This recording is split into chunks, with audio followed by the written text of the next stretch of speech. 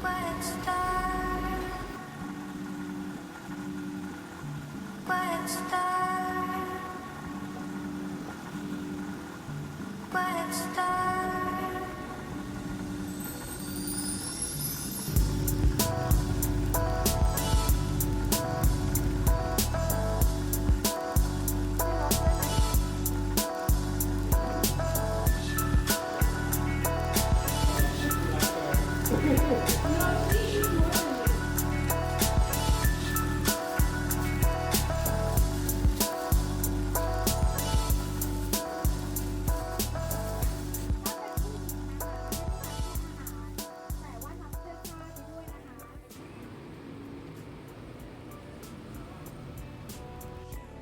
I'm heading to the gym right now, and I actually have no desires to work out, but I'm gonna go anyways. When I get back, I'm gonna show you guys all the trades that I placed for this week and how just messy and terrible my setups has been. So when I get back, I'm gonna show you guys all of the mistakes that I've made.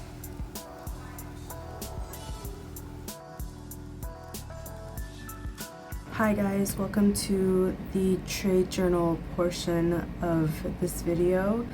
I will be starting with XAU USD, and I'm going to show you all the boo-boos I made this week, and there were plenty, as I'm getting to know what I like and what I don't like when it comes to my setup plans. So starting on the week of July 29th, I thought that XAU USD was bearish for this week because we had a weekly swing high and I had this green line as a target and price was showing bearish action at the 8-hour chart.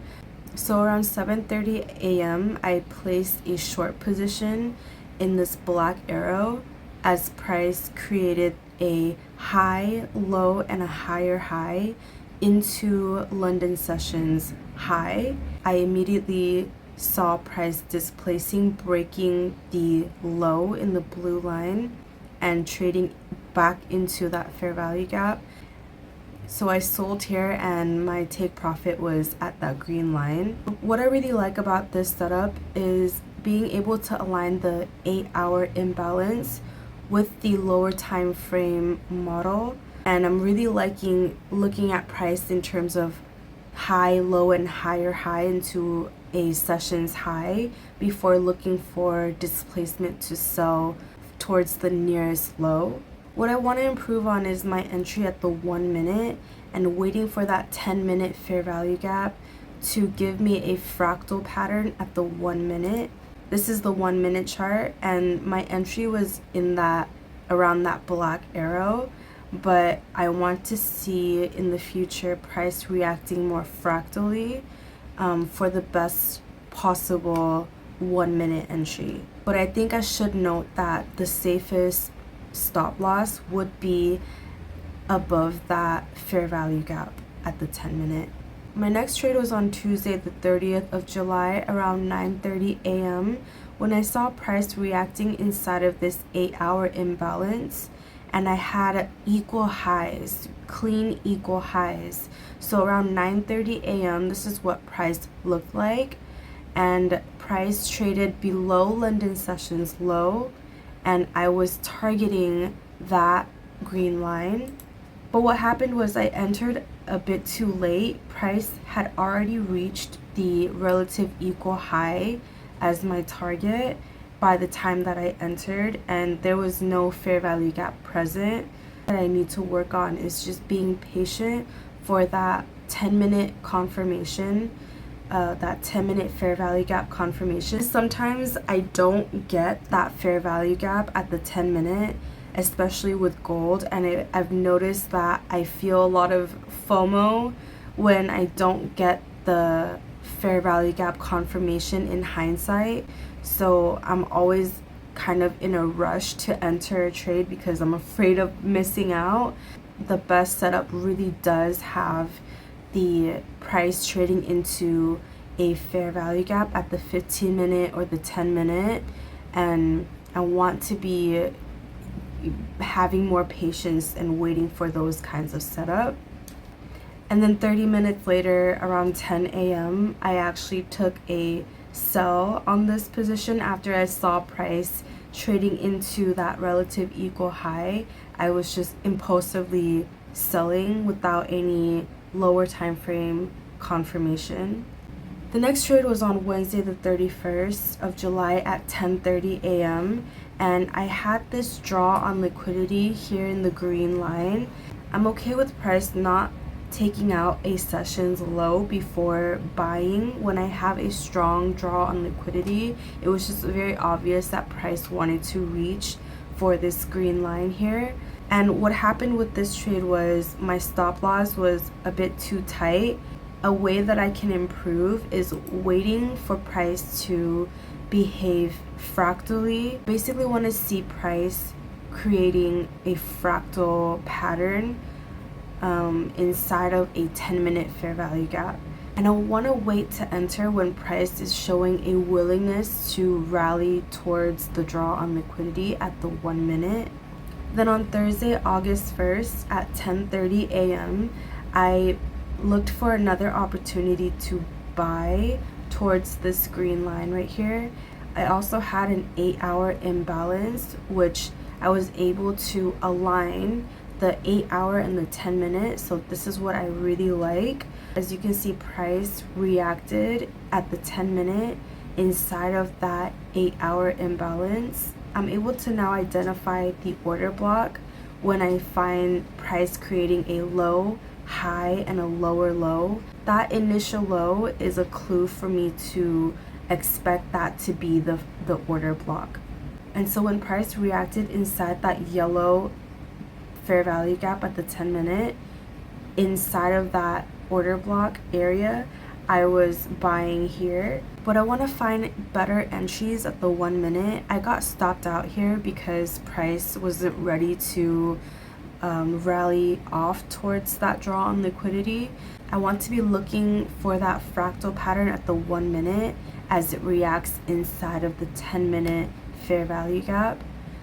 In this green box that I have here is what I would consider an order block at the 1 minute, because price creates a low, high, a lower low, and then it breaks that high and trades back into that order block area, and then it begins to rally up. And then lastly, on Friday, August 2nd at 8:40 a.m., I saw this green line as a draw on liquidity.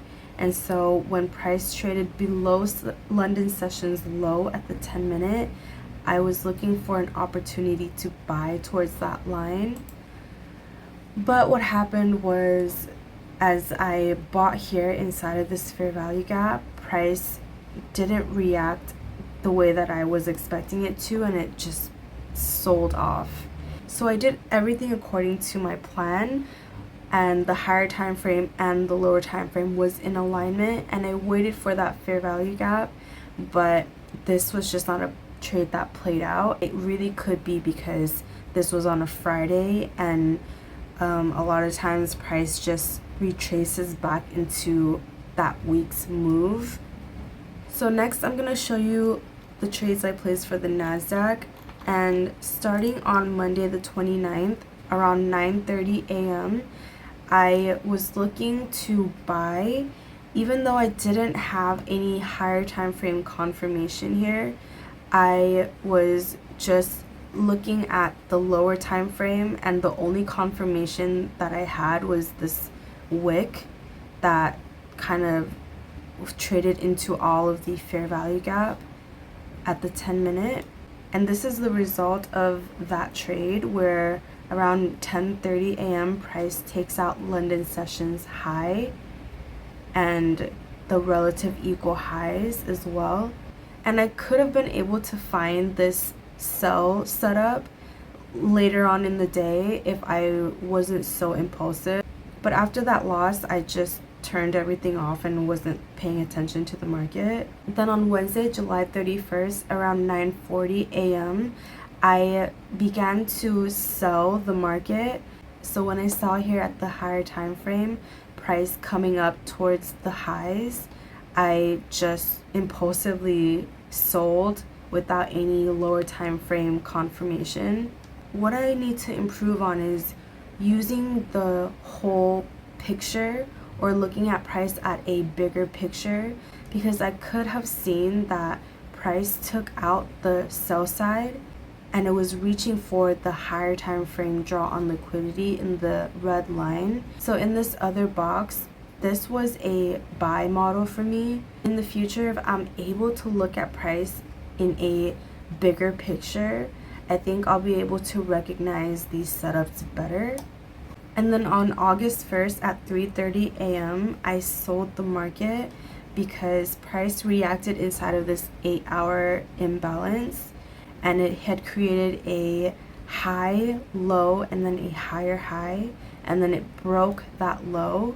So the initial high in that white box at the 10-minute was my identified order block.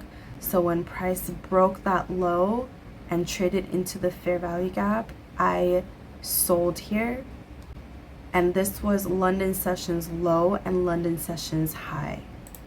And what happened was I got stopped out because my stop loss was a little too tight again, and I can improve this by waiting for price to react more fractally at the 1 minute as it trades into that 10-minute fair value gap.